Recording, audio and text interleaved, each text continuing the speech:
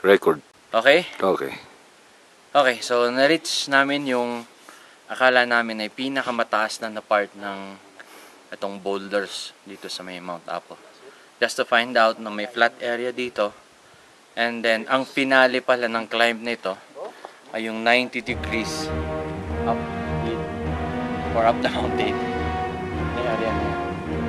So as you can see, pag ganun siya. And tulad nga lang laging sinasabi ng mga organizers na umaakyat ng Mount Apo, you must not only be mentally prepared, pero kailangan talaga physically prepared ka sa ganito. Tulad ng ginawa ng grupo namin at ng ibang grupo, nagkaroon kami ng maraming pre-climb. Okay, pre-climb meaning akyat ka ng mga medyo mas mababang mga bundok just to prepare yourself for this kind of adventure. Okay, with that, makikita natin mamaya yung peak ng Mount Apo. And here again, I am Dean, What Bird.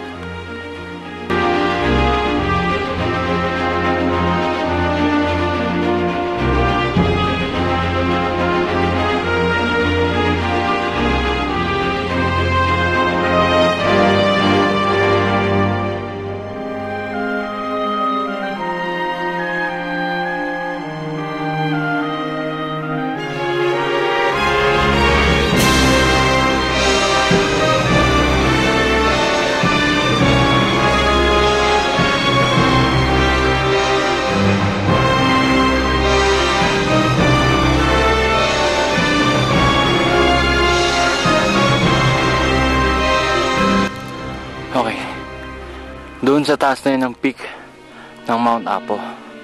Now, pag titingnan yung mabuti dito, okay, surrounding, okay, merong nag-surround na rock formations. Ayan, doon kami galing kanina.